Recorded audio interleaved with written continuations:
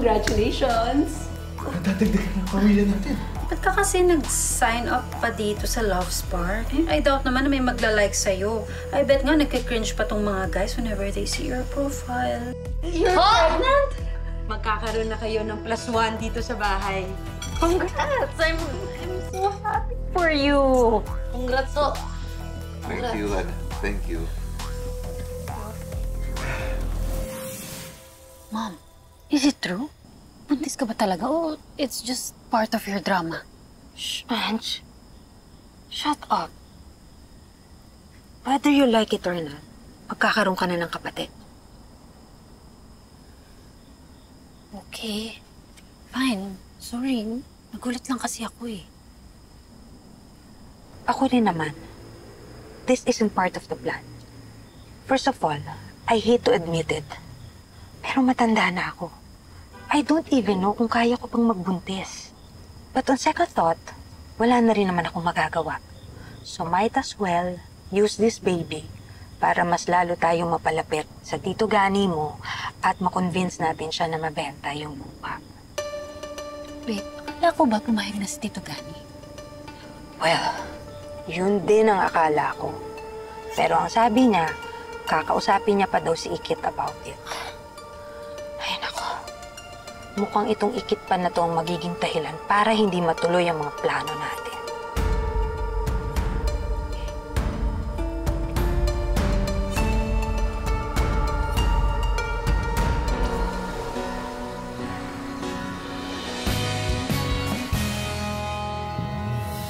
Ikaw ang binibini na ninanais ko, binibining marikit na dalangin ko. Ikaw ang nagbigay ng kulay sa aking mundo. Sana ay panghabang buhay na ito.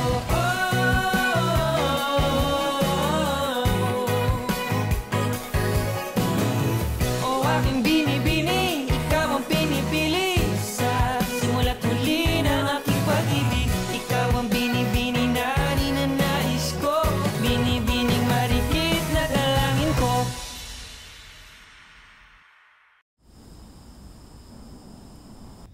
So, you're sad because you feel that your father doesn't care about you anymore.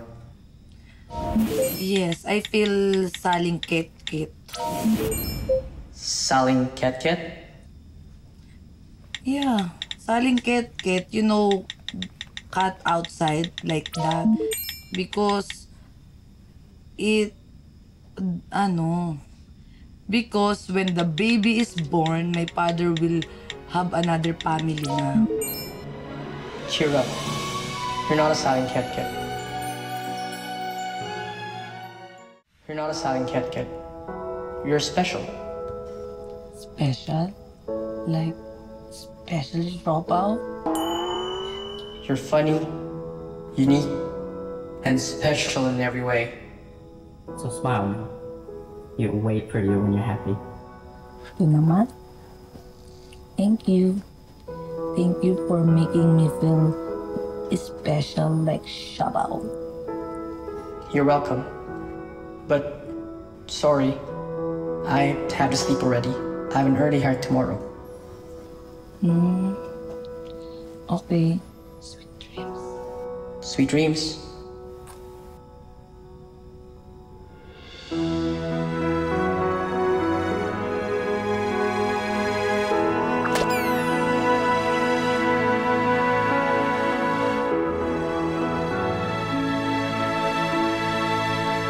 Ngayon na magkaka-baby na kami ng Tita Rica mo, naisip ko na makakatulong para sa kinabukasan ng baby at ng pamilya natin kung ibebenta ko ang lupa natin.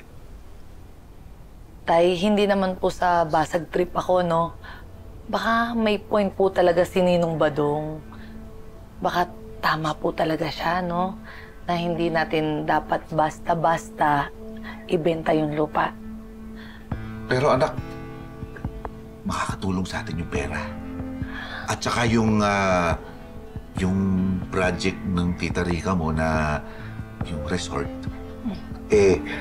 Makakatulong yan dito sa komunidad natin. Magkakaroon ng trabaho yung mga dumagat. Kaya, tulungan natin ang Tita Rica mo. Kasi Diba sabi nga nila, ang mga taong hindi marunong tumulong sa kapwa, tinutubuan ng piksa. Tay, time first muna tayo sa mga mga kwelang kasabihan. Kasi seryoso po itong usapan natin, di ba? Seryoso po to. Ako, Tay, kung ako tatanungin, gusto ko po talagang tulungan si Tita Rica sa problema niya eh. Pero Tay, baka may ibang paraan pa. Huwag natin ibenta tong lupa, please.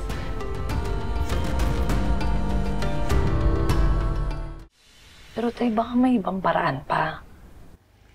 Huwag natin ibenta tong lupa, please.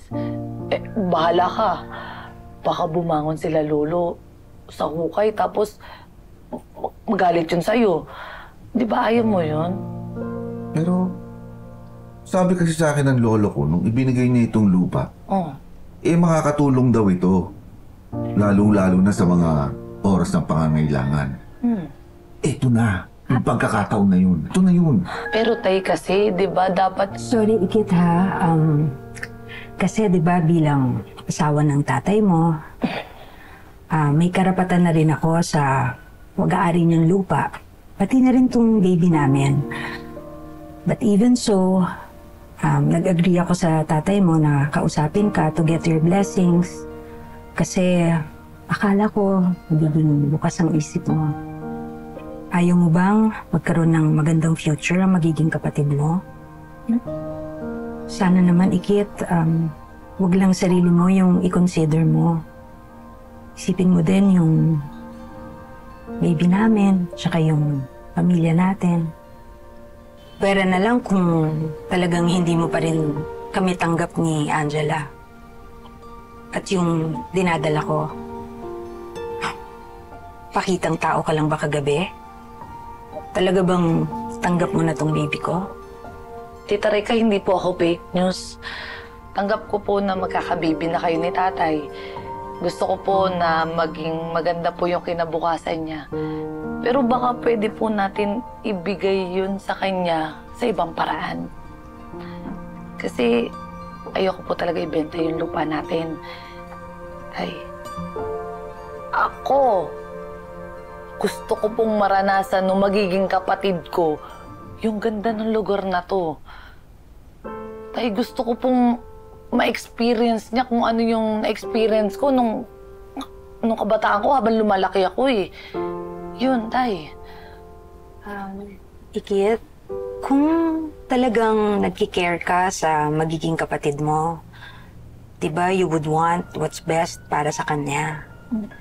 And selling the land para matuloy yung resort project, yun yung makakapag-secure ng bright future ng magiging baby namin ng tatay mo. Ikit, may point ang Tita Rica.